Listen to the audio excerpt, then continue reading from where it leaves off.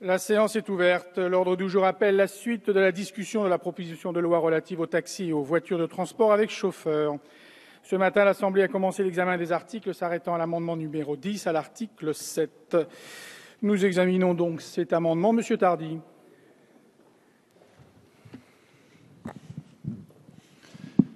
Depuis la loi habilitant le gouvernement à simplifier les relations entre l'administration et les citoyens de 2013, le silence de l'administration pendant 2 mois sur une demande vaut accord, si j'ai bien compris.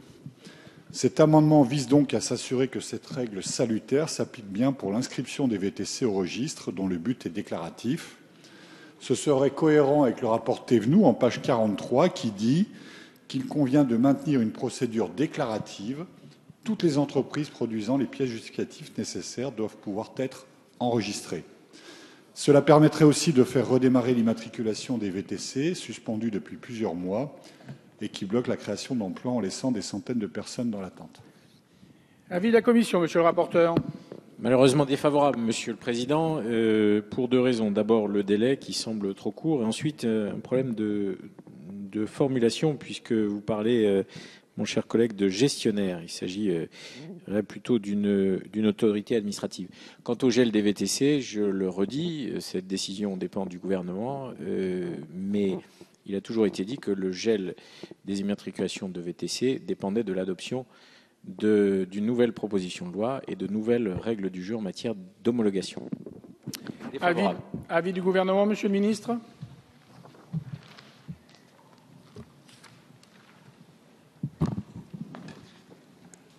Le gouvernement estime que cet amendement est satisfait. Le principe général issu de la loi du 13 novembre 2013 instaure déjà ce délai de 2 mois. Je vois cet amendement qui fait l'objet d'un avis défavorable. Qui est pour, contre, il est rejeté. Le 107, monsieur Savary.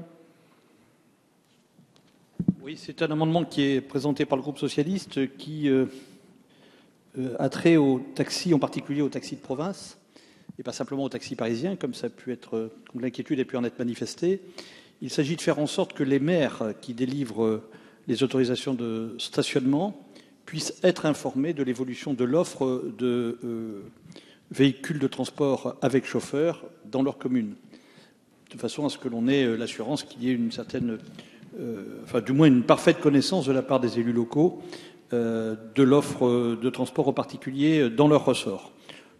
Je me permets d'encourager le gouvernement à préciser peut-être encore ce point et faire en sorte qu'il y ait une information systématique des maires, enfin du moins de l'autorité qui dispense les autorisations de stationnement, de façon à ce qu'on soit sûr qu'il y ait une parfaite coordination et que, alors que là il y aura deux autorités différentes, eh bien on puisse avoir une très claire conscience de l'offre de service. Avis de la Commission. Avis favorable, Monsieur le Président, à cet amendement présenté par les membres du groupe socialiste. Il s'agit en effet d'avoir une vision globale de l'offre de transport et de permettre ainsi aux maires ou aux présidents de PCI, quand c'est le cas, quand ils en ont la compétence, d'accéder au registre d'immatriculation des VTC. Avis du gouvernement, Monsieur le ministre. Même avis pour les mêmes raisons. Je mets aux voix cet amendement qui fait l'objet d'un avis favorable. Qui est pour, contre, il est adopté. Le 105, Monsieur Savary. C'est un amendement qui vise à aligner les demandes de renouvellement d'inscription des exploitants de VTC sur le registre sur la même procédure concernant les taxis, c'est-à-dire avoir une période de 5 ans entre la première immatriculation et la demande de renouvellement. C'est vrai pour les taxis, ça devrait être vrai, ça sera vrai si cet amendement est adopté pour les véhicules de transport avec chauffeur. Avis de la Commission, Monsieur le rapporteur. Je suis plutôt favorable, nous sommes plutôt favorables à cet amendement qui permet en effet, en cohérence, d'aligner le régime de renouvellement des VTC sur celui des taxis à 5 ans. Et donc, je souhaiterais entendre le gouvernement sur cet amendement important. Avis du gouvernement, Monsieur le ministre. Sagesse. Je mets aux voix cet amendement qui fait l'objet d'un avis favorable du rapporteur et d'un recours à la sagesse. Qui est pour, contre, il est adopté. Nous examinons l'amendement 25 de Monsieur Carvalho. Le présent amendement vise à mettre en place un registre national permettant la géolocalisation des VTC et la transmission d'informations sur leur disponibilité. Le registre que nous proposons n'a pas vocation à fonctionner comme un registre public, mais comme un registre à l'usage des services de police afin de mieux contrôler le respect par les VTC de la réglementation. La question du contrôle et de la sanction efficace des VTC qui violent la réglementation en vigueur est une question majeure, l'une aussi des principales faiblesses des pouvoirs publics. Fixer les règles du jeu est utile, les faire respecter est beaucoup plus ardu. La proposition que nous vous faisons de créer un registre obligatoire des VTC recensant les informations sur leur localisation et leur disponibilité peut sembler un dispositif extrêmement lourd et difficile à mettre en œuvre. Il serait irréaliste de prétendre d'effectuer un contrôle en temps réel 24 heures sur 24. Un tel outil serait en revanche utile pour contrôler les comportements ou entreprises pour lesquelles pèsent des soupçons suite par exemple à une plainte. C'est en tout cas le sens que nous lui donnons. Avis de la commission, monsieur le rapporteur. Hélas, monsieur Carvalho, un avis défavorable de la commission sur cet amendement, puisqu'il faut en rester à cette distinction que nous avons opérée dès le début du texte sur le concept de maraude, je n'y reviens pas, et ne pas ouvrir un deuxième registre de disponibilité, de géolocalisation et de disponibilité pour les VTC. C'est le principe même de la proposition de loi qui serait remise en cause par cet amendement. Donc défavorable. Avis du gouvernement, monsieur le ministre. Oui, le gouvernement partage exactement le même avis, monsieur Carvalho, pour la bonne et simple raison qu'il y a un équilibre propre à ce texte, que cet équilibre ne peut pas être rompu, sauf à prendre le risque de ne pas atteindre les objectifs de la proposition de loi et de recréer des tensions entre les VTC et les taxis. C'est la raison pour laquelle mon avis est défavorable. Je mets aux voix cet amendement qui est pour, contre, il est rejeté. Nous avons un amendement 33 rédactionnel, monsieur le rapporteur. Monsieur le ministre. Favorable. Je mets aux voix qui est pour, contre, adopté. L'amendement 72 n'est pas défendu. Ensuite, des amendements identiques, le 11 de monsieur Tardy. Oui, Monsieur le Président, je pense que mon collègue Carrèche sera sur la même longueur d'onde. J'ai beau chercher, je ne vois pas pourquoi il faudrait prévoir une justification des capacités financières préalables de la part des entreprises de VTC. Est-ce que l'on demande cela à tous les créateurs d'entreprises? Je ne crois pas, et fort heureusement, car certaines entreprises qui réussissent aujourd'hui n'auraient sans doute pas pu se créer. J'y vois un moyen de contraindre l'activité des VTC, puisqu'on ne demande pas l'équivalent au taxi. J'y vois aussi un découragement de la prise de risque qui fait déjà cruellement défaut en France. Vous l'aurez compris, je considère que cette disposition porte également atteinte à la liberté d'entreprendre. Je n'ai pas explicitement précisé dans ma motion, mais vous voyez sans doute où je veux en venir. On frise le problème constitutionnel, voire on y est complètement. Où est l'égalité devant la loi quand on impose quelque chose à une catégorie d'entreprises et pas à d'autres? Le 101, monsieur Carrèche. Président, c'est vrai que cette disposition est assez incompréhensible. Elle pourrait surtout avoir des conséquences lourdes pour les VTC et pour l'accès à cette profession, puisqu'elle pourrait tout simplement constituer une barrière dans la mesure où c'est le gouvernement qui fixerait le montant de cette capacité financière. On pourrait imaginer que, en le fixant de manière assez élevée, j'ai le sentiment que ce n'est pas l'intention du gouvernement, mais après tout, un autre gouvernement pourrait avoir un autre point de vue, on pourrait créer une barrière, un obstacle. Et je l'ai dit tout à l'heure, je pense que ces professions doivent rester ouvertes. Au moment d'ailleurs où le gouvernement lui-même, et je crois que le ministre des Finances est en train de s'en expliquer actuellement, envisage de déréglementer un certain nombre de professions, je pense qu'il serait assez incompréhensible que, à travers un certain nombre de dispositions concernant les VTC, nous allions finalement dans la direction opposée.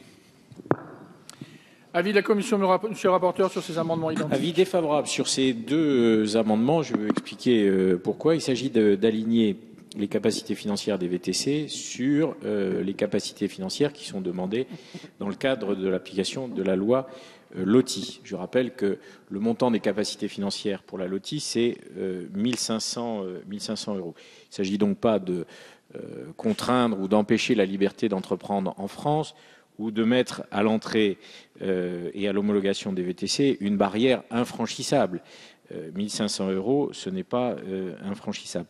Je veux rappeler quand même que cette capacité financière se justifie dans le cas de la LOTI par un certain nombre de marchés publics et que certains VTC ont déjà obtenu et obtiendront des marchés publics. Il me semble donc qu'il faut conserver cette capacité financière à condition, en effet, que cette barrière à l'entrée ne soit pas infranchissable. Donc je demande aux auteurs des deux amendements de bien vouloir les retirer, sinon j'adresserai un avis défavorable.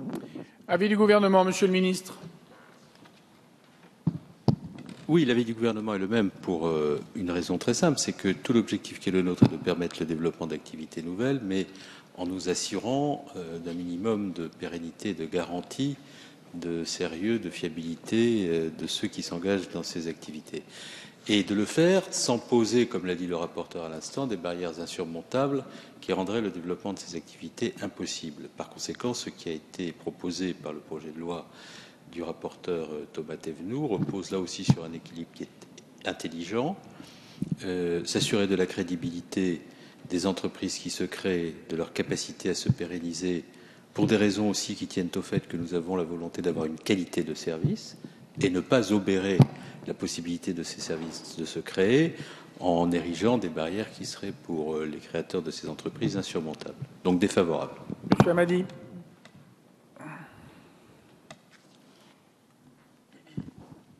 Oui, merci Monsieur le Président. Je suis assez aussi gêné par cet amendement, en ce sens que je ne crois pas, et en effet, le débat que nous avons ici fait résonance avec la mise en cause des rentes, entre guillemets, en tout cas les méthodes qu'on peut employer pour les défendre, ce qui n'est pas le cas ici, dans le cadre de la communication du ministre de l'économie ce jour. Si l'immobilisation capitalistique de 1500 euros suffisait à garantir le sérieux de ceux qui répondent aux appels d'offres, ça se saurait. Si l'immobilisation capitalistique de 1500 euros garantissait la solidité financière pour répondre à des appels d'offres, ça se saurait aussi. Moi, je crois qu'il y a un équilibre quand même dans cette proposition de loi, et elle est simple. C'est la question de la différence des métiers. Ça n'est pas le même métier, ça n'est donc pas la même réglementation. La maraude, le fait de se faire héler, la question du stationnement, etc. Je pense que c'est dans l'équilibre global qu'il faut le prendre. En quoi ces 1500 supplémentaires apportent quelque chose à l'équilibre global. Voilà, je suis assez gêné par là, d'autant qu'on n'est pas allé au bout du débat concernant l'équilibre général, puisqu'on va avoir la discussion sur la question du stationnement du parking et du retour à la base. Donc on n'a pas fait tout le débat qui permette d'appréhender l'ensemble de l'équilibre et qui, en tout cas pour moi, je m'abstiendrai sur ce point, de prendre position sur ce paiement de 1500 euros. Monsieur le rapporteur. Non, mais il ne s'agit pas d'ouvrir tous les débats économiques cet après-midi à l'Assemblée nationale. Et je ne crois pas qu'à la faveur de cet amendement, on traite de la question de l'économie de la rente. Il s'agit simplement de dire que nous faisons passer les VTC du régime du Code du tourisme au régime du Code des transports. Il existe une règle dans le Code des transports. Les véhicules soumis à la loi LOTI sont tenus de déclarer une capacité financière de 1500 euros. Nous proposons donc d'aligner le régime des VTC sur le régime des LOTI. Il ne me semble pas que ce soit vraiment une barrière insurmontable à l'entrée dans ce nouveau marché, de cette nouvelle activité que constituent les VTC. Oui. Je suis d'accord avec vous, ce n'est pas une barrière insurmontable, mais bon, c'est comme à une autre époque, quand on pouvait monter une entreprise avec 1 euro de capital, ça fait rire tout le monde. Quelle banque va vous accorder du crédit si vous montez une entreprise avec 1 euro de capital, si vous n'avez pas un minimum derrière de trésorerie? Donc, bon, j'entends vos arguments, mais franchement, ça ne rime pas à grand-chose. Bien, les amendements sont maintenus. Oui, je les mets aux voix, ils font l'objet d'un avis défavorable. Qui est pour? Contre? Ils sont rejetés. Nous avons l'amendement 34 de monsieur le rapporteur. Oui, il s'agit de préciser à l'alinéa 18, décret en Conseil d'État. Monsieur le ministre est favorable. Qui est pour? Contre? Adopté. Nous avons un amendement 44 qui n'est pas défendu. Un amendement 12. Monsieur Tardy. Oui, cet article accentue également la responsabilité des intermédiaires en leur imposant de vérifier les documents des exploitants avec qui ils travaillent. Sur le principe, ces obligations peuvent être contestées, considérant que ce n'est en principe pas le rôle des intermédiaires, qui, encore une fois, ne font que mettre en relation, et dans la mesure où l'équivalent n'existe pas pour les taxis. Mais je souhaite m'arrêter sur la liste des pièces à vérifier, en particulier sur la carte professionnelle du conducteur. Elle est superflue, car pour obtenir le certificat d'inscription sur le registre, il faut déjà prouver que les chauffeurs ont leur carte professionnelle. C'est même l'une des conditions de l'inscription. Or, les intermédiaires devront déjà demander ce certificat d'inscription. Par voie de conséquence, si les exploitants ont le certificat, c'est que leurs chauffeurs ont la carte professionnelle. Ça semble logique. Alors, en commission, vous m'avez répondu qu'il fallait renforcer la responsabilité des intermédiaires. Cet amendement ne dit pas le contraire, monsieur le rapporteur. Il vise simplement à supprimer ce qui est manifestement un doublon dans la loi. Avis de la commission, monsieur le rapporteur. Il s'agit de vérifier qu'ils ont la carte professionnelle, mais qu'elle est toujours valide aussi, monsieur Tardy. Non, mais je vous vois soupirer, mais c'est important quand même. C'est important qu'on ait ces garanties et que le consommateur, que le client ait ces garanties. Sur la responsabilité des intermédiaires, si, je considère que justement, et c'est un grand débat qui d'ailleurs est un débat d'avenir, sur la responsabilité d'un certain nombre d'intermédiaires qui utilisent les outils du numérique. Moi, je souhaite qu'il y ait une forme de responsabilité engagée pour les intermédiaires. C'est la raison pour laquelle j'émets au nom de la Commission un avis défavorable sur cet amendement. Avis du gouvernement, monsieur le ministre. Le gouvernement considère comme le rapporteur que la responsabilisation des intermédiaires est un objectif qu'il faut atteindre absolument et que cet amendement nous ferait perdre de vue la possibilité de cet objectif. Donc, le gouvernement est défavorable à cet amendement. Je mets aux voix cet amendement qui fait l'objet d'un avis défavorable. Qui est pour? Contre? Rejeté. Le 83, monsieur Hamadi.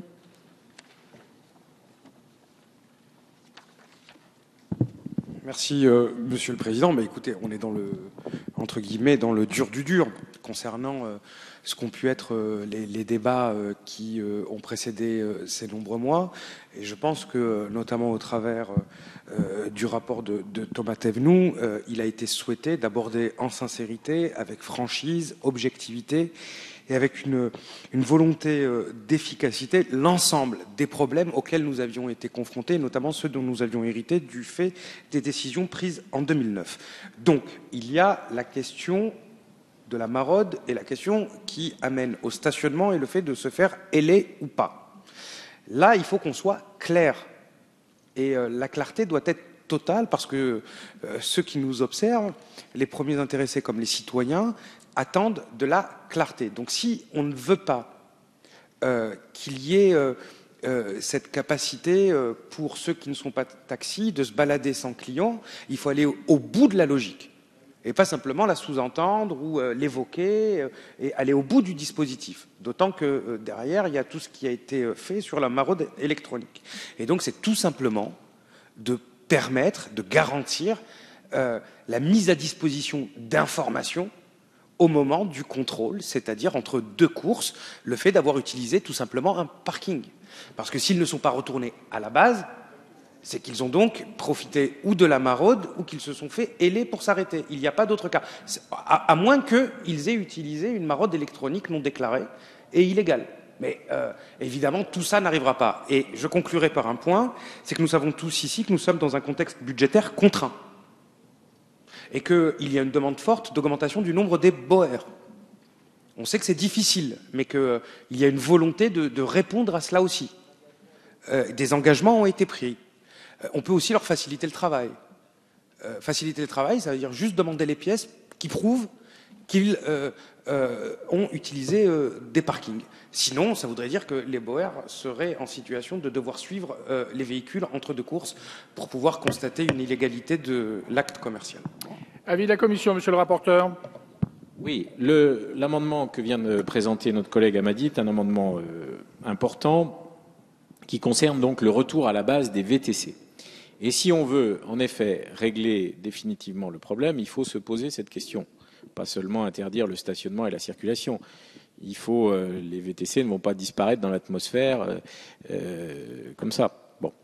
Je précise qu'à Londres, qui n'est pas une ville, c'est pas un pays complètement bolchevique, bolchevisé, on n'est pas en économie administrée, eh bien, le retour à la base est prévu. Et les VTC londoniens retournent dans des lieux qui sont définis. Donc nous avons essayé de travailler sur une rédaction qui pourrait être la meilleure possible.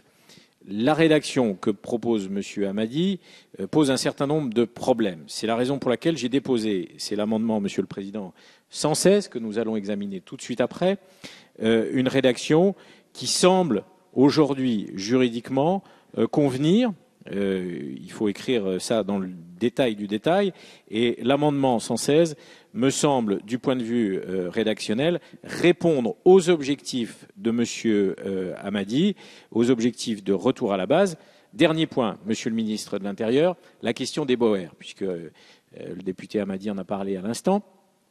Dans mon rapport, alors ce n'est pas du domaine de la proposition de loi que de dire il faut tant de BOER.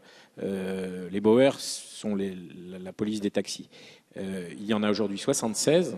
Je rappelle quand même qu'il y a 20 000 taxis et 4 000 VTC qui sont arrivés. Alors, comment vont évoluer les effectifs des BOER dans les années qui viennent?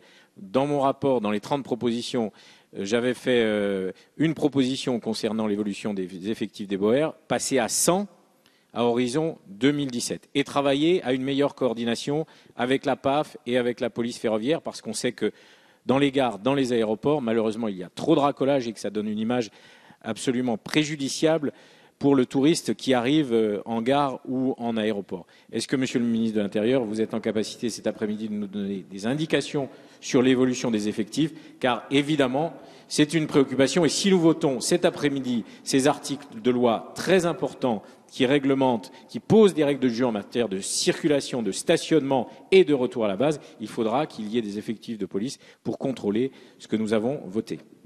Avis du gouvernement, Monsieur le ministre, sur cet amendement 83.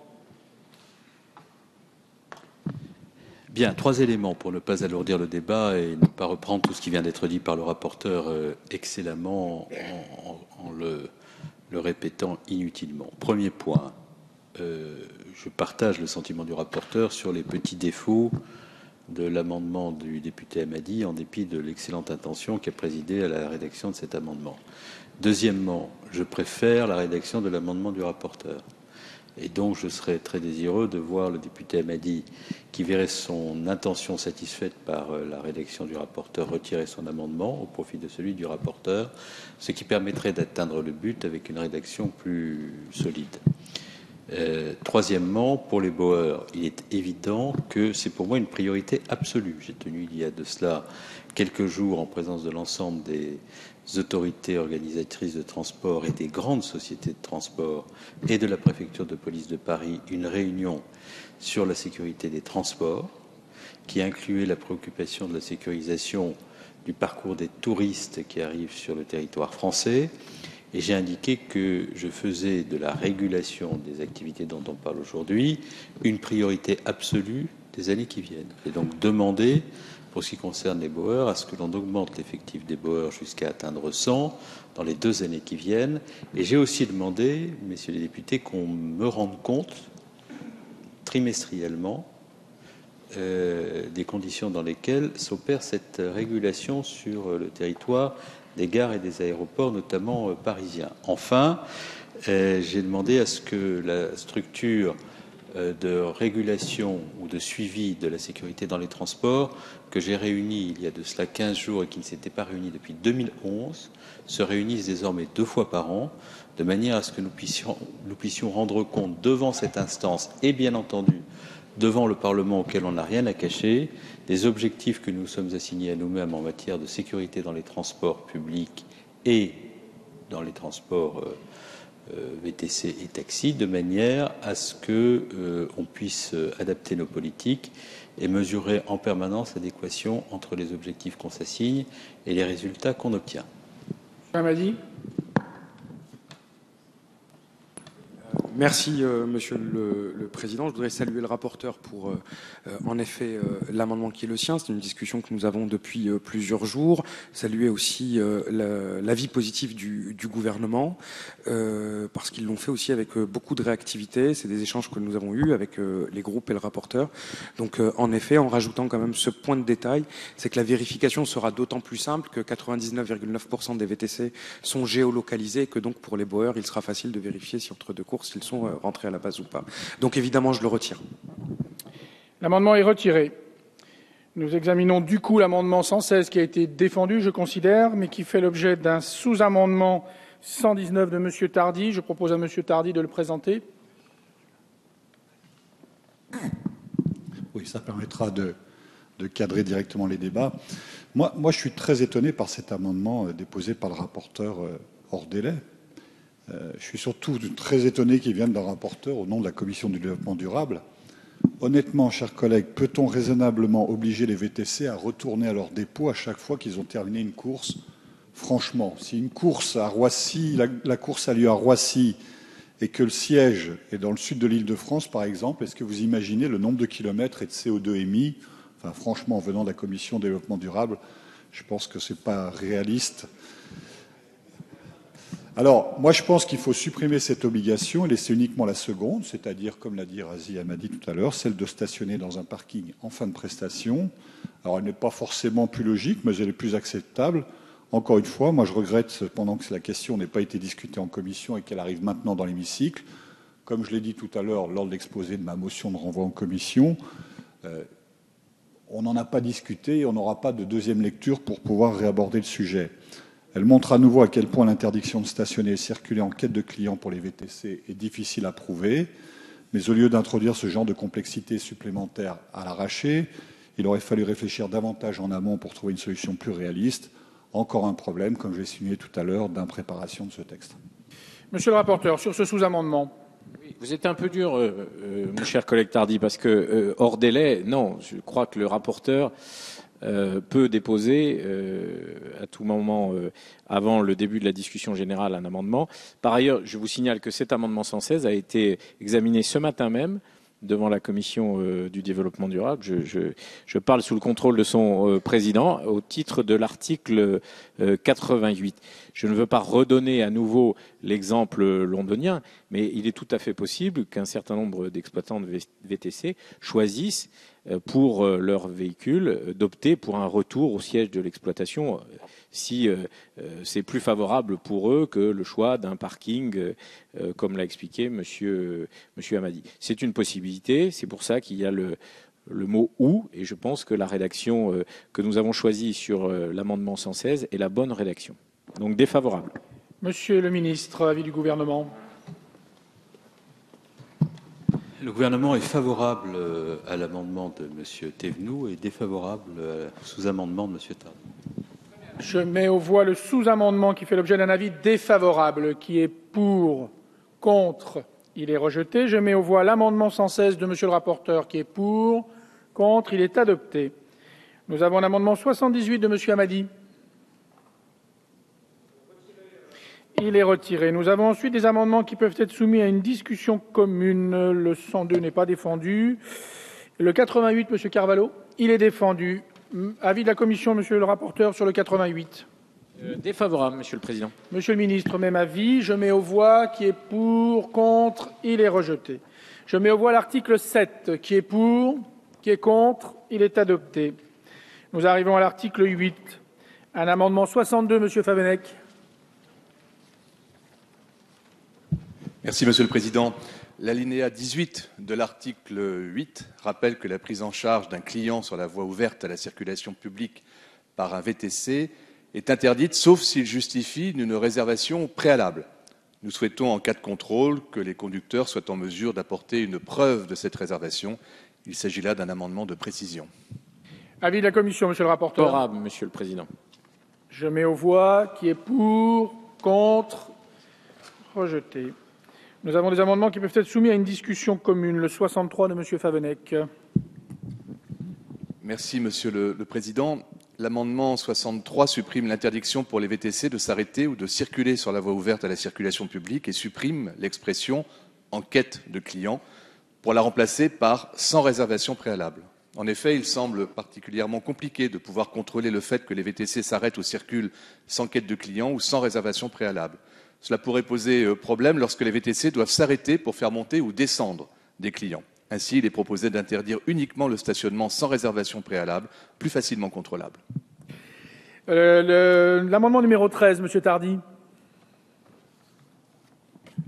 Oui, en complément de mon collègue, Thomas Thévenoud critique dans son rapport l'expression « enquête de clients », expression issue de la loi consommation qui a été adoptée ici, et parle d'une modification dommageable. Alors, cette expression rend en effet les contrôles difficiles. Je m'étonne donc que vous la reteniez dans cette proposition de loi. Alors, il est vrai qu'il est compliqué d'en trouver une qui soit mieux adaptée. En tout cas, sans réservation préalable ne l'est pas davantage, car il serait absurde d'interdire de circuler sans réservation préalable. Je propose pour ma part donc un cumul des deux expressions dans le souci de préciser ce qu'est la quête de clients, à savoir la maraude, donc sans réservation. Au final, cela permettra de faciliter l'application de la loi. Avis de la commission, monsieur le rapporteur, sur ces deux amendements. Défavorable, monsieur le président. On tourne un peu en rond et à vrai dire, je crois que l'amendement 116 sur le retour à la base, qui complétait le texte de la proposition de loi, règle les problèmes en matière de stationnement, de circulation et donc de retour à la base. Donc défavorable sur ces deux amendements, monsieur le président. Même avis, monsieur le ministre. Je mets aux voix l'amendement 63 qui est pour, contre, il est rejeté. Même vote sur le 13, il est rejeté. Le 24, monsieur Carvalho. Il est défendu. Monsieur le rapporteur. Monsieur le ministre, pareil. Je mets aux voix pour, contre, il est rejeté. Le 65, monsieur Favennec. Merci, Monsieur le Président. Il est proposé de supprimer l'interdiction pour un VTC de s'arrêter dans l'enceinte des gares ou des aérogares qui pourrait empêcher les VTC de faire monter ou descendre des clients. Monsieur le rapporteur. Monsieur le ministre, même avis. Je mets aux voix qui est pour, contre, rejeté. Nous avons ensuite des amendements qui peuvent être soumis à une discussion commune. Le 73 n'est pourtant pas défendu. Le 47, monsieur Tardy. L'idée de cet amendement est de fixer un délai maximum pour le stationnement aux abords des gares et aéroports. Il y a des inconvénients pratiques à l'instauration d'une durée non négociable d'1 heure ou d'1h30. Exemple, si un VTC doit partir de l'aéroport pour y revenir peu de temps après. Mais une ordonnance du Conseil d'État rendue pas plus tard que vendredi dernier soulève un autre problème. Comment faire si l'avion ou le train a un retard à l'arrivée? C'est une vraie question. Cette ordonnance soulève un certain nombre de questions de ce type et démontre que la disposition retenue pose souci. Je profite donc de cet amendement pour obtenir l'analyse de Monsieur le ministre. Le 64, monsieur Favennec. Merci, Monsieur le Président. Le stationnement d'un VTC dans l'enceinte des gares et des aérogares doit être possible s'il justifie d'une réservation préalable. Monsieur le rapporteur, sur ces deux amendements en discussion commune. Défavorable. Je confirme à monsieur Tardy que de cette proposition de loi n'est pas de régler les retards des avions et des trains. Je laisserai monsieur le ministre répondre sur l'interpellation quant à l'interprétation de l'ordonnance de la semaine dernière. Ou un bateau, oui, bien sûr. Avis du gouvernement, monsieur le ministre.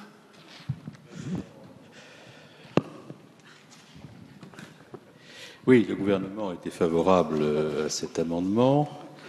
Le délai d'1 heure est déjà extrêmement long.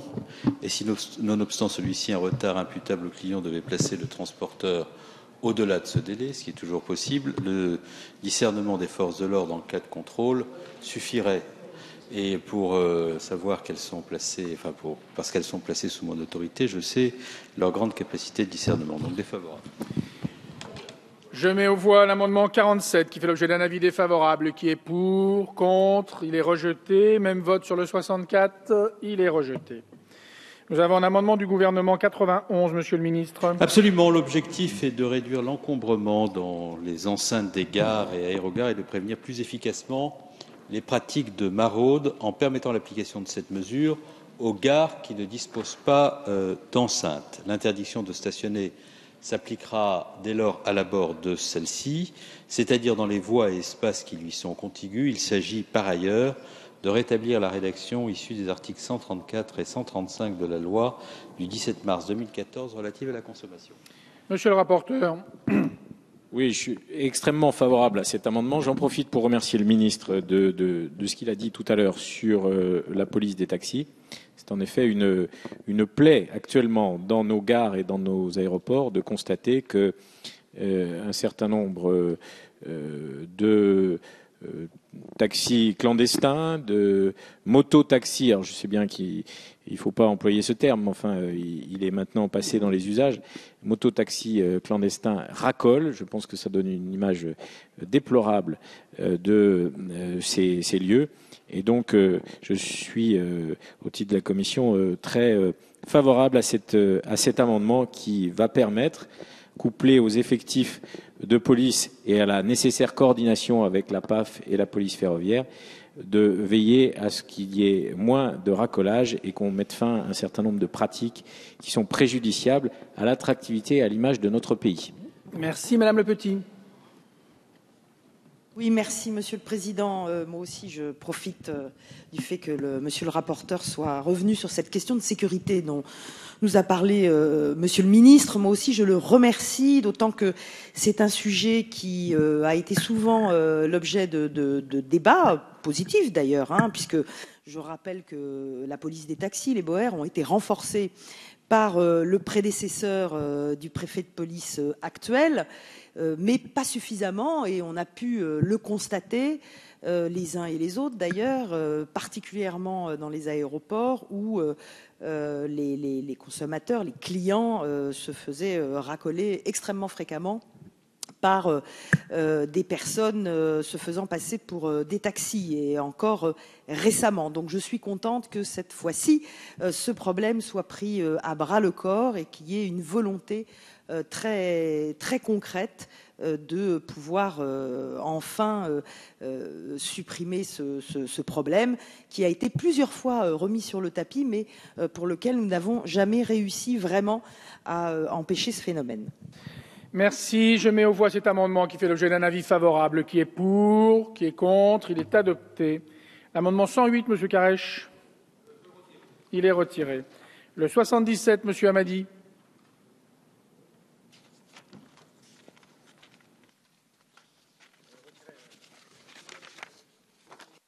Monsieur le ministre, amendement du gouvernement.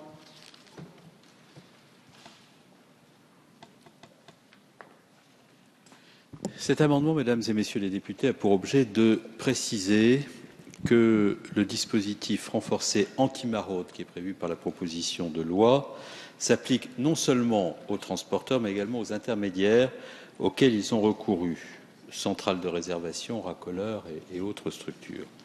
Ainsi, à l'alinéa 21, après les mots « aux personnes réalisant des prestations mentionnées à l'article L3120-1 », je propose qu'on insère les mots « et aux intermédiaires auxquels elles auront recouru » afin de renforcer l'efficacité du dispositif anti-maraude. Monsieur le rapporteur. Favorable. Je mets aux voix qui est pour, contre, adopté. Nous avons ensuite des amendements identiques, le 14 de Monsieur Tardy. Oui, sujet important que j'ai déjà largement détaillé dans ma motion de renvoi en commission, en exprimant toute mon hostilité à cette disposition qui va à l'encontre du consommateur, puisqu'on est quand même là pour apporter des solutions aussi aux consommateurs, à l'encontre de l'innovation et de la liberté d'entreprendre. Alors, la loi n'a pas les moyens d'interdire les applications de géolocalisation, mais c'est bien ce qui est souhaité ici avec ces dispositions. Même si cela sera sans doute facilement contournable, on l'a déjà dit et répété, il n'en reste pas moins que le principe est gênant dans un pays qui se veut innovant en 2014. Cette volonté de nuire en passant par les moyens de communication modernes n'est pour moi ni acceptable ni réaliste, et je souhaite donc la suppression de cette disposition dont la philosophie est catastrophique. 80, Monsieur Carèche. Oui, Monsieur le Président, je suis assez embarrassé par cette disposition par laquelle on nous demande non seulement de réglementer l'espace public, mais aussi de réglementer l'espace virtuel.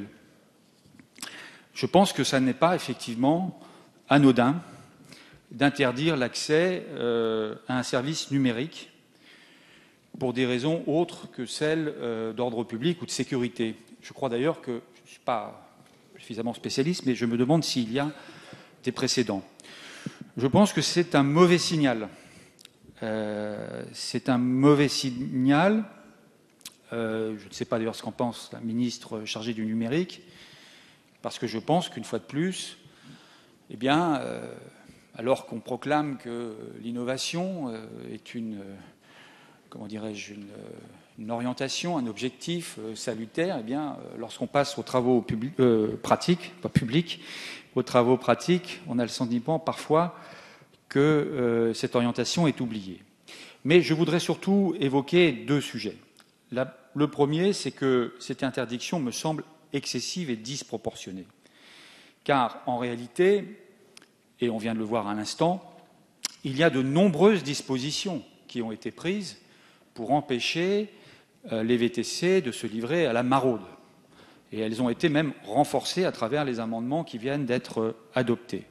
Je pense que dans ce contexte, interdire également un certain nombre d'accès à des applications me semble tout à fait disproportionné.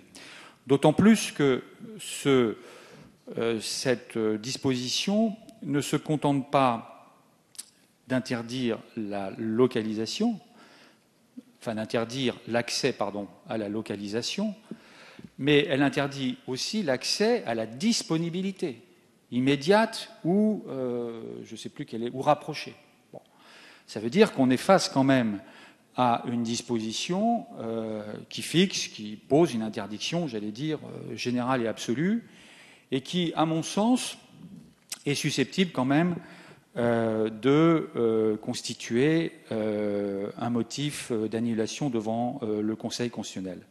L'autre motif qui pourrait également être soulevé est à l'évidence celui de la liberté d'entreprendre, qui me paraît aussi menacé par cette disposition. Donc je voulais évoquer ces deux sujets.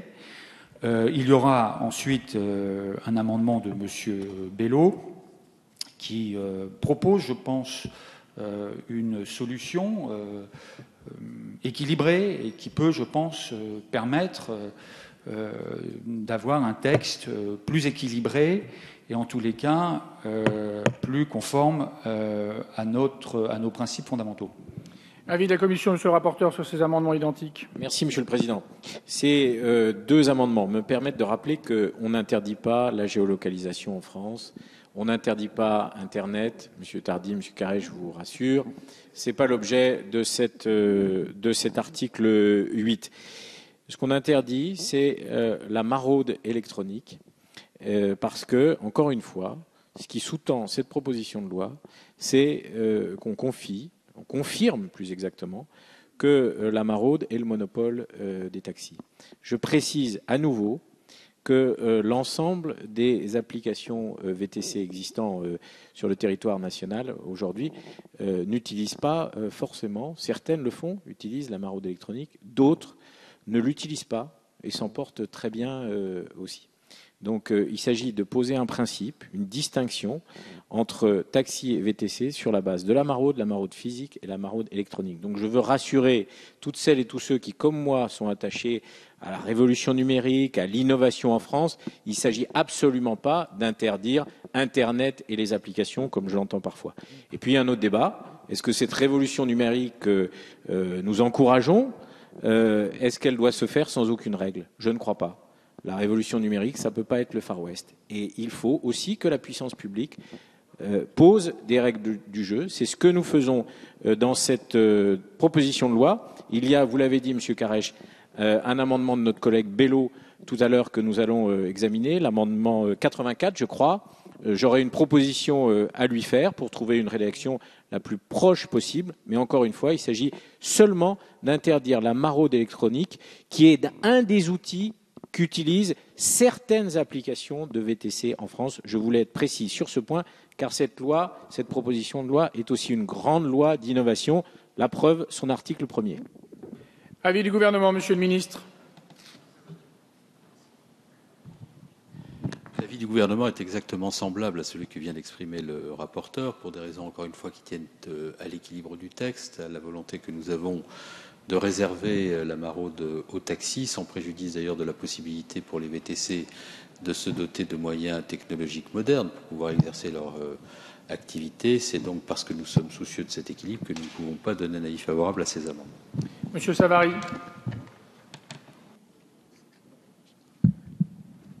Oui, Monsieur le Président, merci. Il s'agit d'un point qui n'est pas totalement anecdotique parce que ce qu'il vise à traiter, c'est le fait que ce secteur d'activité est bousculé par les nouvelles technologies, comme tant d'autres. Et que donc s'est installée une espèce d'imprécision juridique sur ce qu'est la maraude. Autant on peut la définir très concrètement et très précisément pour ce qui est de son expression physique, autant nous sommes confrontés avec les nouvelles technologies de communication, le couplage des smartphones et des techniques de géolocalisation à une inconnue juridique. Et donc, effectivement, ce que tente le rapporteur aujourd'hui avec ce texte, c'est de définir quelque chose qui ne l'a jamais été. C'est effectivement un concept juridique, clarifier juridiquement le concept de maraude électronique. Donc, c'est effectivement une avancée considérable du texte, du moins une quête. Je ne sais pas ce qu'il en sera éventuellement des suites juridiques que seront données à cette affaire, mais je pense que nous ne pouvons pas, comme le rapporteur l'a dit, ne pas traiter cette question dès lors que l'on fait de la maraude la ligne frontière entre ce qui est taxi et ce qui n'est pas taxi. Donc je crois que c'est très important. Mais il est indéniable que la rédaction peut poser problème. La géolocalisation, elle n'est pas interdite au VTC, mais ce qui est interdit, c'est la géolocalisation entre le VTC et le client direct, si j'ai bien compris l'esprit du rapporteur, c'est-à-dire que on ne peut pas, puisque par définition le VTC se fait sur réservation, on ne peut pas effectivement se brancher directement sur un maraudeur électronique pour le commander quand on est client. Si c'est ça, la maraude électronique, je pense qu'il faut s'en tenir à ça. Après, la question est de savoir, et c'est là où les termes disponibilité immédiate ou prochaine posent problème, la question est de savoir si dans le service, les VTC peuvent effectivement dire votre véhicule sera là dans 5 minutes, 10 minutes, 8 minutes ou 20 minutes, ce qui me semble être un minimum de protection du consommateur ou de droit du consommateur. Et donc ça veut dire qu'il faut que l'on précise très clairement ce fait, mais je crois que le rapporteur et le gouvernement y sont disposés, parce qu'on ne peut pas laisser cette ambiguïté prospérer. Voilà. Monsieur Tardy. Oui, je l'ai dit ce matin, cet alinéa, monsieur le rapporteur, vous l'avez dit, n'interdit pas les applications de géolocalisation pour les VTC, ce qui est vrai. Ce qui est vrai. Bon, c'est tous une telle interdiction est impossible et serait contournée. Mais il interdit bel et bien d'informer le client de la disponibilité des VTC à proximité, ce qui devrait in fine aboutir aux mêmes conséquences. Alors ce matin, je l'ai dit, j'aurais pu doubler ma motion de renvoi en commission par une motion de rejet préalable, puisqu'il n'est pas exclu, et beaucoup semblent aller dans ce sens-là, qu'une telle interdiction pose un problème de constitutionnalité. En effet, cette géolocalisation en temps réel avec réservation est la raison d'être d'applications mobiles. Ces applications, monsieur le rapporteur, j'ai déjà dit ce matin, ne sont pas juste des icônes sur un smartphone. Il y a derrière des entreprises qui les ont mises au point, qui facilitent ainsi la vie des clients et qui créent des emplois, et que telle qu'elle est rédigée, je le dis et je le redis solennellement dans l'hémicycle, cette disposition est sans doute contraire au principe constitutionnel de liberté d'entreprendre. Alors on n'en a pas la certitude. En tous les cas, comme j'ai dit ce matin, il aurait été de bon ton de saisir le Conseil d'État. Ça n'a pas été fait. Écoutez, à cet instant dans l'hémicycle, chacun prend ses responsabilités.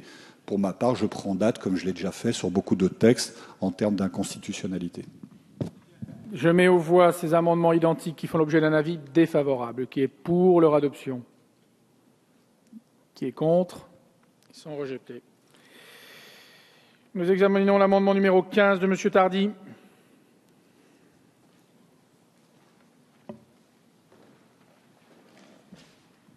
Comme je viens de le dire, je suis effectivement farouchement opposé à cette interdiction, mais essayons de sauver les meubles. Mes amendements 15 et 48, que je défends donc simultanément, visent à limiter cette interdiction. Si le problème, ce sont les applications permettant d'entrer en contact avec un véhicule localisé à proximité, il faut au moins laisser la possibilité aux clients de s'informer seulement des véhicules disponibles. Alors, je vous propose 2 rédactions alternatives qui sont l'objet de mes amendements 15 et 48, et il vous suffit de choisir la plus appropriée. Je ne comprendrais pas que cette interdiction s'applique également à l'information pure et simple. Les usagers français ne la comprendraient certainement pas non plus. Avis de la commission, monsieur le rapporteur. Défavorable sur le 15 et sur le 48, par anticipation. Avis du gouvernement, idem. Je mets aux voix l'amendement 15 qui fait l'objet d'un avis défavorable. Qui est pour, contre? Il est rejeté. Nous avons un amendement 121 de précision, monsieur le rapporteur. Alors, il s'agissait de... Mais est-ce qu'il a été d'ores et déjà retiré, l'amendement de M. Bello, le 84? Il n'est plus dans le dossier. J'ai avant le 121, j'ai le 121 avant le 84, donc j'ai les deux. Bon. Mais si vous voulez, on peut les présenter communément. On peut les présenter communément. Peut-être que M. Bello peut rappeler la philosophie de son amendement 84. Alors, je vous propose à ce moment-là que M. Bello intervienne sur le 84 et puis Merci, Monsieur le Président et Monsieur le rapporteur. Je ne doute pas que l'intelligence collective que j'appelais de mes voeux ce matin dans la discussion générale va faire ses preuves à l'occasion de la discussion de ces deux amendements. Effectivement, sur l'ensemble de ce qu'on vient d'évoquer, sur les soucis de géolocalisation, sur les soucis d'information, de temps. Moi, je comprends à la fois l'esprit qui animait notre rapporteur dans la rédaction du texte, et je partage son souhait qu'on ne puisse pas, au travers de la géolocalisation, choisir la tête de son chauffeur, ce qui est aujourd'hui permis et notamment développé par une application française. Et je crois qu'il faut avoir ce souci, pour autant, de permettre aux clients, aux futurs consommateurs, d'avoir l'information du temps et de la disponibilité. Aujourd'hui, peu importe que le véhicule soit à l'instant où on veut le commander à la Concorde ou au Louvre, l'enjeu est de pouvoir savoir s'il sera là dans 3 minutes ou dans 22 minutes. Et c'est bien l'objet de l'amendement que je vous proposais, de pouvoir supprimer et de la disponibilité immédiate ou prochaine. J'ai cru comprendre que l'enjeu était de l'affichage sur le véhicule de cette disponibilité. Véhicule qui inscrirait VTC disponible alors qu'il est en circulation ou en stationnement sur la chaussée. Donc le souci est là, l'ambition est là. Si la rédaction de l'amendement 121 du rapporteur, et je le crois, y répond mieux, je retire celui-ci et je me rapproche et je me voterai favorablement au 121. Monsieur le rapporteur. Oui, merci Monsieur le Président et merci à mon collègue Bello d'avoir pu, grâce à l'intelligence collective, trouver une solution au problème qu'il a soulevé. Pour moi, un VTC, c'est un véhicule qu'on peut réserver pour aller d'un point A à un point B. Il ne s'agit pas d'interdire que le client dispose du délai par lequel le VTC va rallier le point A. Il ne s'agit pas d'interdire ça, il s'agit d'interdire la maraude électronique. Donc il y avait en effet entre nous une incertitude sur la rédaction de cet article 8, c'est ça, alinéa 22. C'est la raison pour laquelle je vous propose d'ajouter à la fois, après utiliser, pour permettre de préciser ce point. Encore une fois, je rappelle, le principe, c'est l'interdiction de la maraude électronique. Je ne souhaite pas qu'on interdise le fait, pour une application, de dire votre VTC va arriver dans X minutes. Je crois que l'amendement 121, mon cher collègue, répond à votre souhait, donc je vous propose de retirer le 84. Monsieur le ministre, sachant que le 84 a été retiré par Monsieur Bello, donc sur le 121. Oui, donc notre objectif, puisqu'il s'agit de faire un exercice d'intelligence collective, est de ne pas être absent de cet exercice. Ce serait quand même très dommage au moment où nous essayons de faire ensemble un texte intelligent qui permette d'apporter des réponses utiles à des vraies questions qui sont posées par la proposition de loi.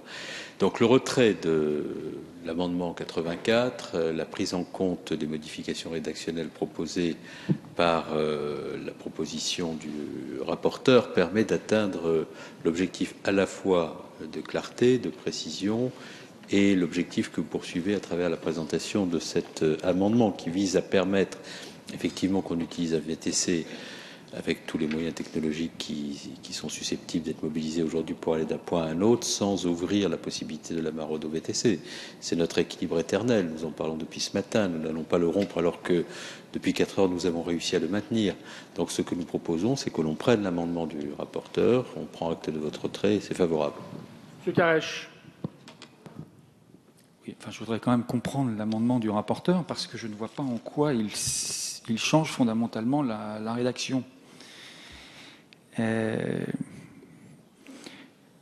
Dans la rédaction actuelle, est interdit le fait d'informer de la localisation, Donc ça, c'est ce que disait M. Bello, c'est-à-dire que le client ne sait pas quels sont les véhicules qui sont dans la zone dans laquelle il se situe, et de la disponibilité immédiate ou prochaine, c'est-à-dire que le client ne sait pas quand il aura à sa disposition un VTC. Bon, ce que propose M. Bello, c'est d'enlever cette partie-là, c'est-à-dire de permettre qu'il y ait une information qui soit donnée au client sur le délai dans lequel il aura à sa disposition un VTC. Il me semble qu'on ne peut pas qualifier cela de maraude. Il s'agit simplement d'une information qui est quand même importante pour le client, de savoir s'il va avoir un VTC dans 5 minutes, dans 10 minutes, dans 20 minutes ou dans une demi-heure. C'est ça, là, ce qu'on demande. Je ne vois pas en quoi il y a un lien avec la maraude. Or, l'amendement qui nous est proposé est de dire que cette information serait interdite à la fois pour la localisation et pour la disponibilité. Donc je ne vois pas honnêtement en quoi l'amendement répond à notre question. Mais M. Bello peut-être a mieux compris la chose que moi. Monsieur le rapporteur. Bon, je ne voudrais pas qu'on rentre dans des débats de sémantique parlementaire, mais la question, c'est comment on interprète le « et ». Et donc, c'est la raison pour laquelle je précise les choses. Nous avons eu cette discussion avec M. Bello. Il faut entendre le « et » comme « à la fois ». Voilà. Et donc, pour que les choses soient claires, nous inscrivons « à la fois ». Je mets aux voix l'amendement 121 qui fait l'objet d'un avis favorable. Qui est pour son adoption? Contre? Il est adopté. Nous examinons l'amendement 66 de M. Favennec. Défendu. Monsieur le rapporteur. Monsieur le ministre. Je mets aux voix qui est pour, contre, il est rejeté. Nous examinons le 48 de M. Tardy qui est défendu.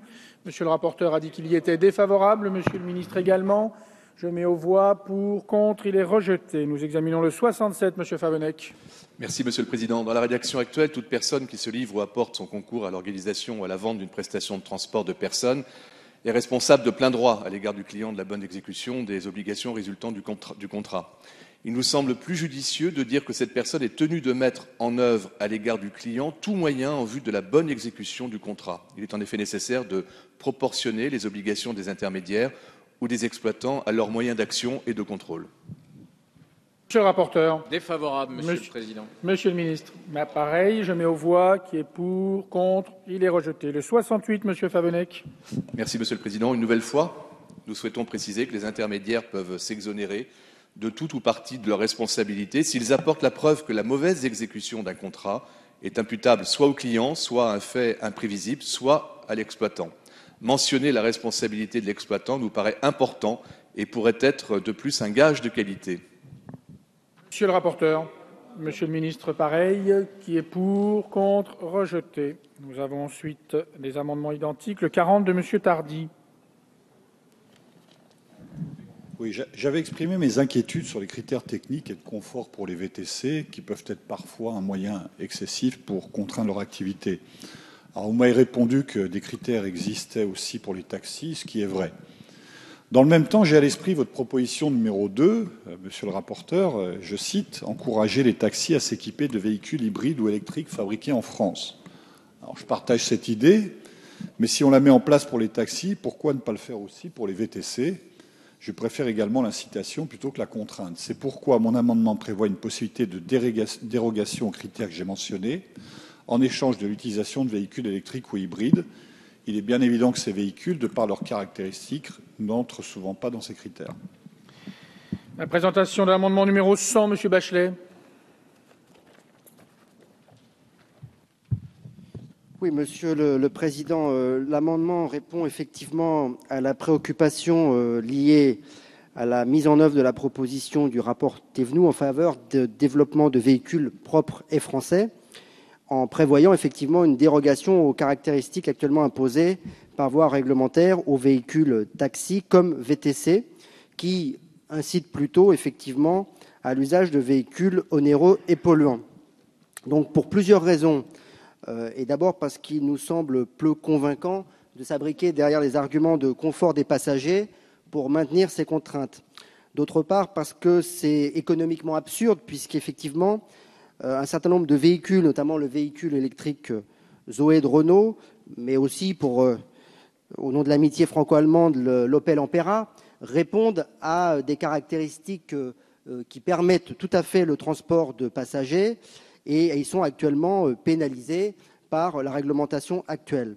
Et donc, au nom de l'engagement du gouvernement en faveur du développement durable, de la transition énergétique, et également pour mettre en œuvre les préconisations du rapport Thévenoud, il nous semble particulièrement pertinent de voter en faveur de cet amendement.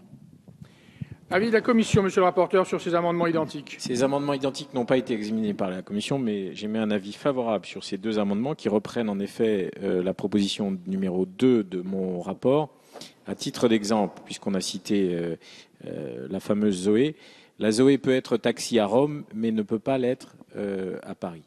Compte tenu de l'engagement du gouvernement, de cette majorité, mais plus largement des constructeurs automobiles français en faveur des voitures électriques et des voitures hybrides, je retiens avec plaisir ces deux amendements qui vont dans le sens à la fois de voitures plus propres, plus écologiques, plus respectueuses de l'environnement et de voitures construites en France. On a beaucoup dit depuis ce matin que le taxi était l'image de la France.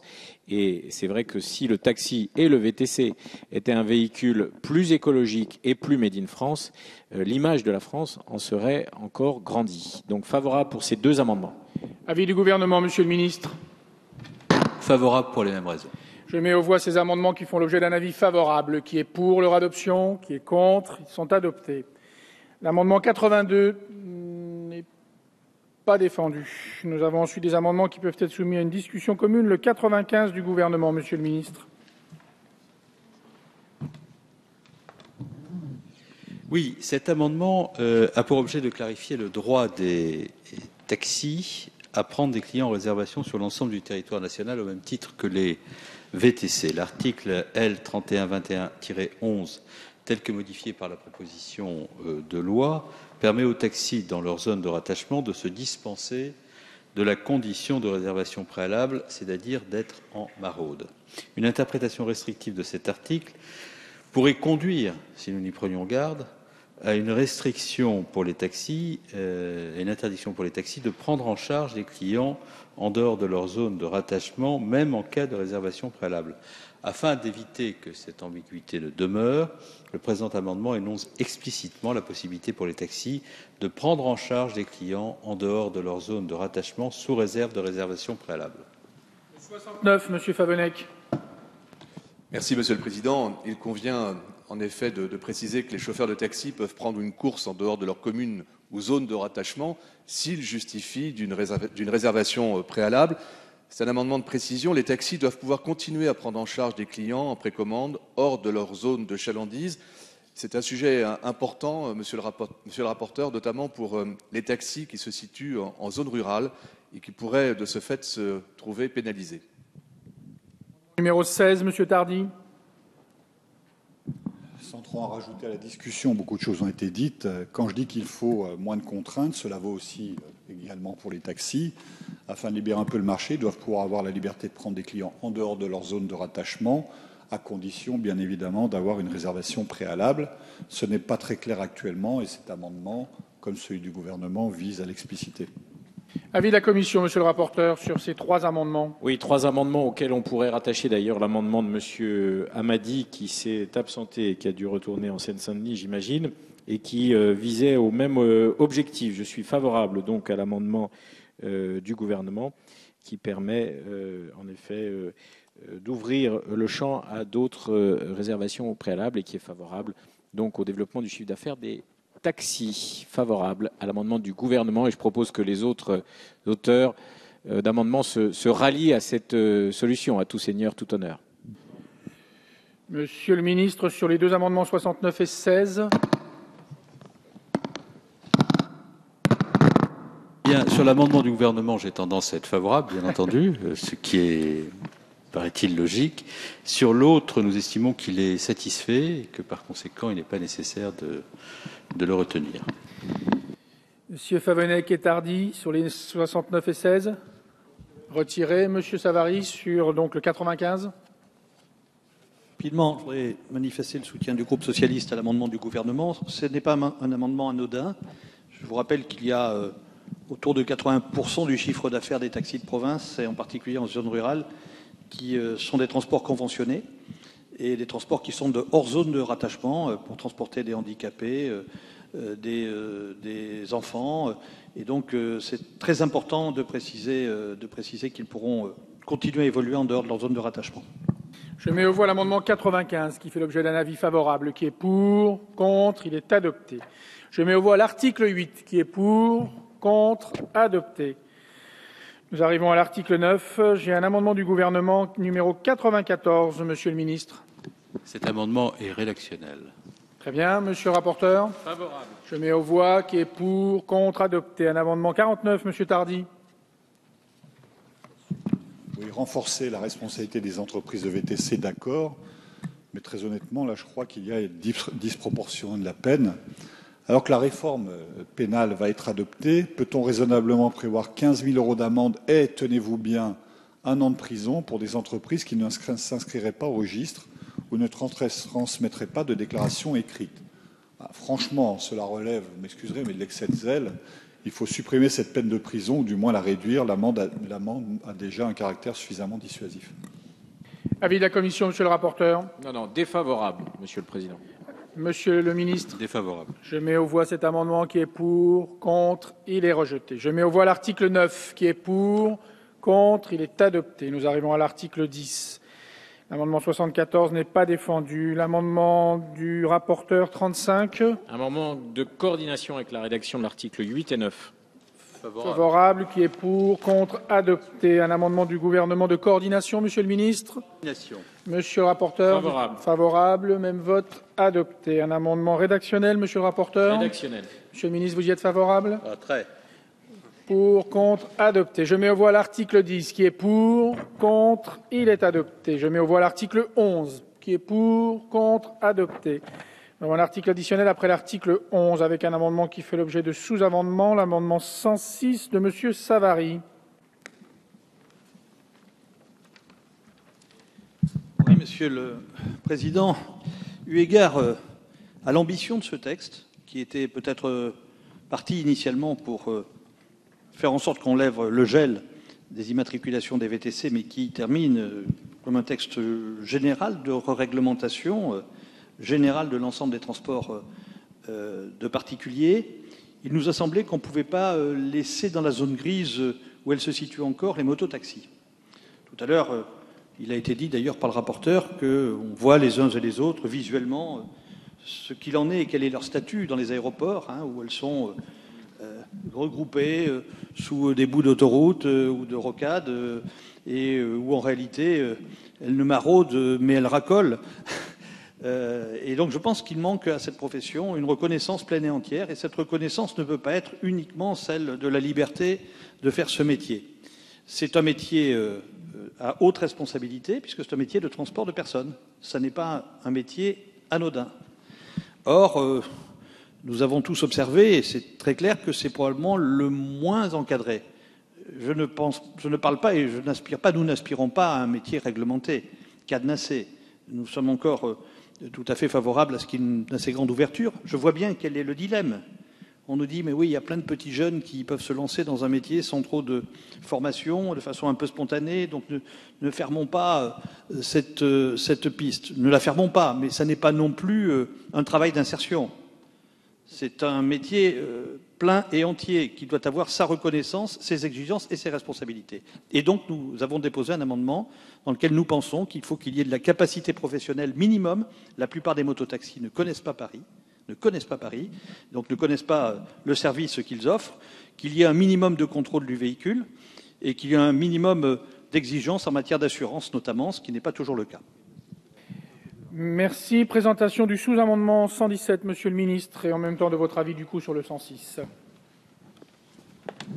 Mon avis sur le 106 est favorable, sous réserve bien entendu de l'adoption de ce sous-amendement qui permettrait de donner plus de force encore et de cohérence à l'amendement excellent de notre Louis Savary. Le présent sous-amendement propose deux modifications à l'amendement de Gilles Savary qui renforcent les obligations pesant notamment sur les mototaxis. Il supprime l'obligation de capacité professionnelle. En effet, la capacité professionnelle ne répond en rien au motif de renforcement de sécurité invoqué par l'amendement. La capacité professionnelle permet uniquement de s'assurer d'un bon niveau de connaissance de la réglementation. Si cela est utile notamment afin de professionnaliser un secteur, c'est également une contrainte très forte qui nécessite la mise en place d'écoles de formation agréées.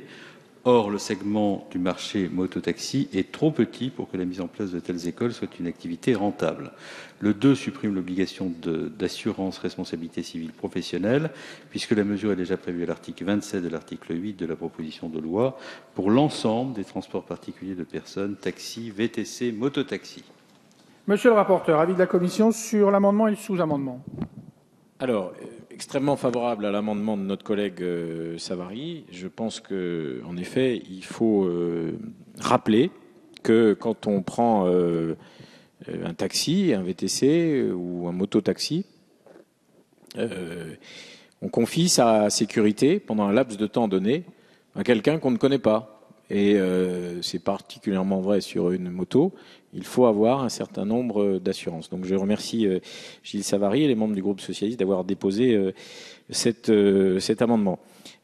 Sur le sous-amendement du gouvernement, pas de problème sur le grand 2, il me semble, puisque en fait la mesure est satisfaite par l'alinéa 27 de l'article 8 de la proposition de loi. En revanche, sur la capacité professionnelle, Monsieur le Ministre, c'est vrai que c'est important et c'est un peu une coordination avec ce qu'on a pu faire par ailleurs. Donc, la Commission n'a pas examiné cet amendement. J'ajoute également qu'il faudrait une modification rédactionnelle, puisque si nous adoptons l'amendement du gouvernement, le nombre d'alinéas de l'article est modifié. Il passera de 4 à 2 si nous adoptons l'intégralité du sous-amendement du gouvernement. Mais encore une fois, Monsieur le Ministre, sur la capacité professionnelle, il me semble que cette demande est justifiée. Bien. Je mets aux voix le sous-amendement du gouvernement qui fait l'objet d'un avis défavorable, si j'ai bien compris, de la commission. Monsieur le ministre, en tout cas, à titre personnel, et moi je suis à titre personnel favorable au grand 2, mais sur le grand 1, oui, je repose la question au gouvernement. Monsieur le rapporteur, j'ai un sous-amendement. J'entends bien, Monsieur le Président, j'entends bien. Monsieur Savary. Oui, vous avez un sous-amendement, mais le gouvernement peut le sous-amender en séance. C'est-à-dire que, par exemple, il pourrait retirer le grand 2 et dire que l'on ne conserve qu'un minimum de capacité professionnelle, comme il pourra le préciser par décret. Ce qu'il y a dans la capacité professionnelle, ça peut être extrêmement léger. Moi, je suggérerais au gouvernement de bien vouloir effectivement faire en sorte que sur son sous-amendement, on supprime l'obligation d'assurance responsabilité civile, puisque c'est, semble-t-il, redondant avec le Code des transports, mais que par contre, on conserve l'idée d'un minimum de capacité professionnelle, de façon à ce que ça ne devienne pas une jungle et qu'on n'attende pas le premier accident dans lequel on s'apercevra qu'on a des conducteurs de moto qui n'auraient pas dû être dans cette profession sans le moindre contrôle. Bien. Monsieur le ministre, je mets aux voix le sous-amendement tel que formulé. Très bien. Donc je reprécise, je mets aux voix le sous-amendement du gouvernement qui fait l'objet d'un avis défavorable de la commission. Je n'ai pas bien compris du rapporteur. Favorable du rapporteur ? Défavorable du rapporteur, donc on en est bien. Qui est pour l'adoption du sous-amendement ? Qui est contre ? Il est rejeté. Je mets aux voix l'amendement 106 qui fait l'objet d'un avis favorable. Qui est pour ? Contre ? Il est adopté. Nous avons un amendement 115 du gouvernement, Monsieur le ministre.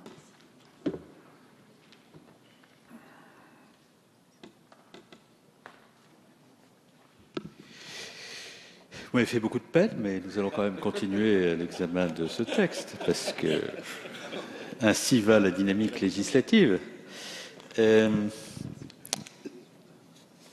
Nous avons un amendement qui a pour... attendez, vous pouvez me donner la bonne fiche, s'il vous que c'est la bonne fiche, ça? D'accord. La présente proposition de loi a vocation à s'appliquer à Saint-Pierre-et-Miquelon, collectivité ultramarine dans laquelle l'État est compétent pour fixer les règles en matière de transport routier de personnes. Or, actuellement, le régime des véhicules de tourisme avec chauffeur issu de la loi du 22 juillet 2009 n'est pas applicable à Saint-Pierre-et-Miquelon. Le présent amendement prévoit donc par cohérence la non-application du dispositif introduit par la proposition de loi sur ce point dans le Code des transports et procède à la coordination en conséquence des dispositions de la troisième partie de ce code relative à l'outre-mer. Monsieur le rapporteur. Favorable. Monsieur le ministre. Je mets aux voix cet amendement qui est pour, contre, il est adopté. Nous arrivons à l'article 12. J'ai un amendement 99 du gouvernement, monsieur le ministre.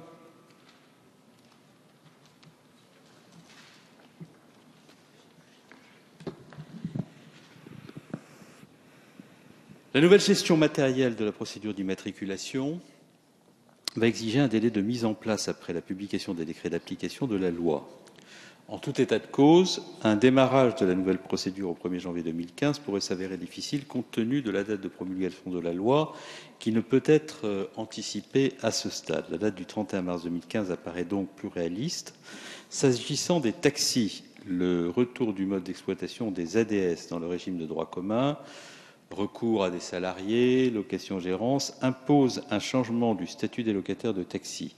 Pour assurer cette transition dans les meilleures conditions, il importe de laisser un délai d'adaptation aux entreprises concernées.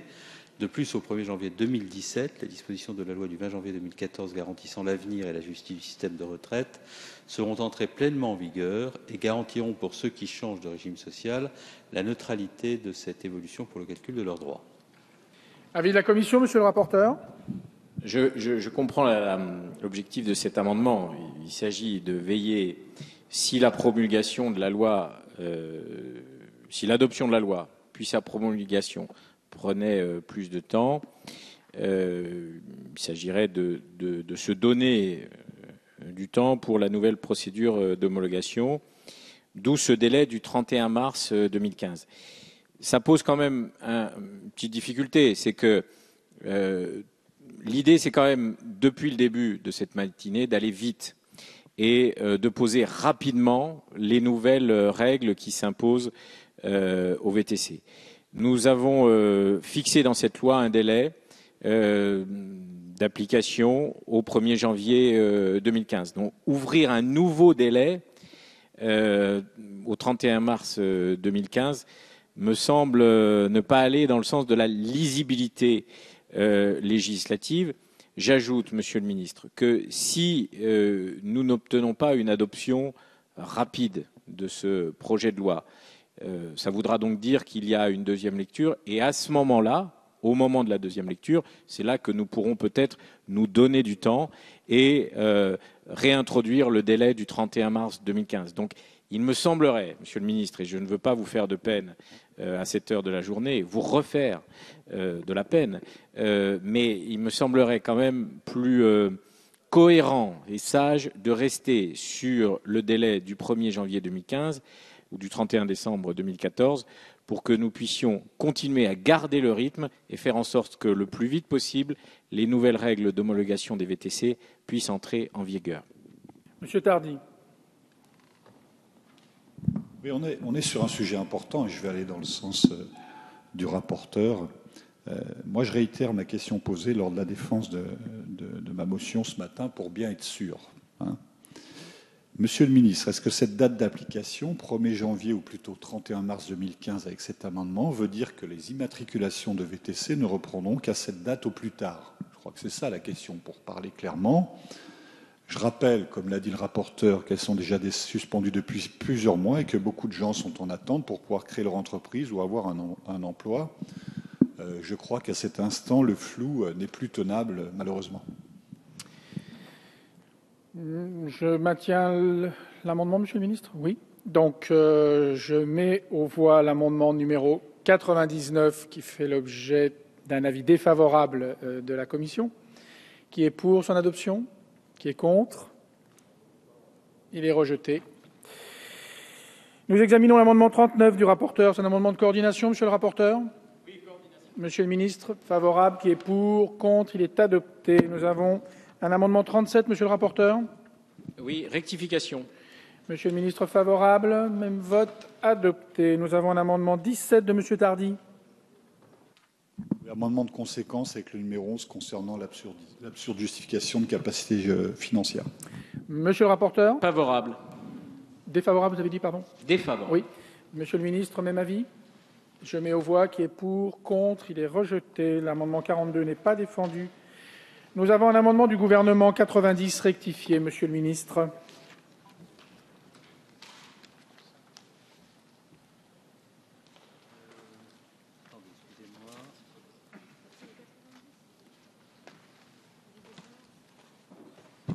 C'est un amendement de coordination avec ceux qui prévoient la suppression du régime des petites remises. Monsieur le rapporteur. Favorable. Je mets aux voix qui est pour, contre, adopté. Un amendement du gouvernement 109, monsieur le ministre.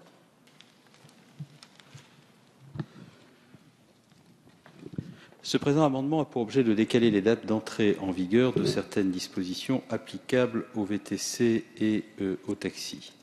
S'agissant des VTC, la loi prévoit la mise en place d'une nouvelle procédure d'immatriculation des VTC. La nouvelle gestion matérielle de la procédure d'immatriculation, qui prendra le relais de celle actuellement gérée par Atout France, va exiger un délai de mise en place après la publication des décrets d'application de la loi.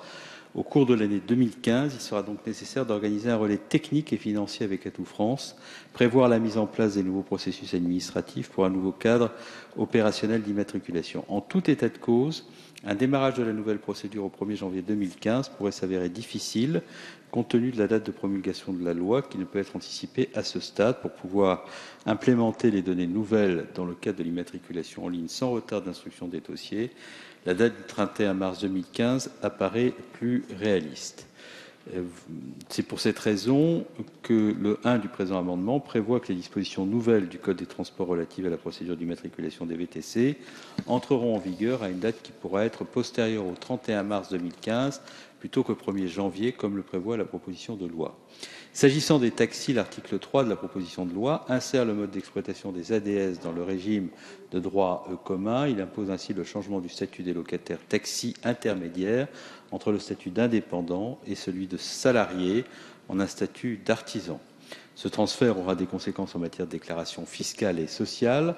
Aussi est-il utile de prévoir au moins une année pleine pour que les professionnels puissent accomplir les formalités nécessaires. C'est la raison pour laquelle nous proposons là aussi une entrée en vigueur au 1er janvier 2017. Avis de la commission, monsieur le rapporteur. Favorable, monsieur le président. Je mets aux voix qui est pour, contre, adopté. Je mets aux voix l'article 12 qui est pour, contre, adopté. Nous avons un article additionnel après l'article 12 avec un amendement du gouvernement 92 rectifié.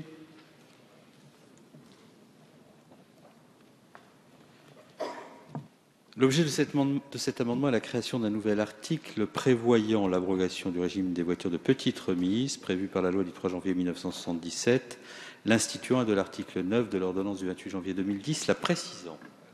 Monsieur le rapporteur. Favorable. Je mets aux voix qui est pour, contre, adopté.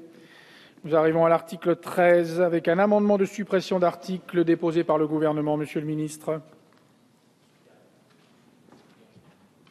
L'absence de dépenses induites supplémentaires par la proposition de loi rend cet article inutile. Monsieur le rapporteur.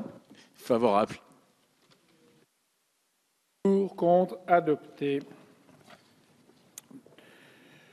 Nous en avons terminé avec l'examen de l'ensemble des articles. Monsieur le rapporteur, je crois que vous souhaitez la parole. Oui, avant que nous passions au vote, je voudrais remercier toutes celles et tous ceux qui, depuis ce matin, ont participé à nos débats sur cette proposition de loi relative aux taxis et aux véhicules de transport avec chauffeur. Je voudrais remercier de sa présence Bernard Cazeneuve, ministre de l'Intérieur, ses services, son cabinet en particulier, qui ont travaillé avec nous sur l'élaboration de cette proposition de loi. C'est un travail que nous avons mené depuis quelques mois dans un climat qui était au début très passionné et finalement que je constate plus consensuel aujourd'hui. Qui l'eût cru que nous puissions débattre sereinement entre les différentes sensibilités politiques dans cette Assemblée sur un sujet ô combien conflictuel il y a encore quelques semaines. C'est le travail de l'intelligence collective, je ne sais plus qui l'a dit tout à l'heure, c'est surtout le résultat du dialogue, de la concertation, de l'écoute. Et je veux terminer en remerciant évidemment le président de la commission du développement durable qui m'a accueilli temporairement, mais j'y resterai bien dans cette commission. Je veux le remercier de son accueil, ses services, et remercier toutes celles et tous ceux qui ont participé avec moi à la rédaction de ce rapport.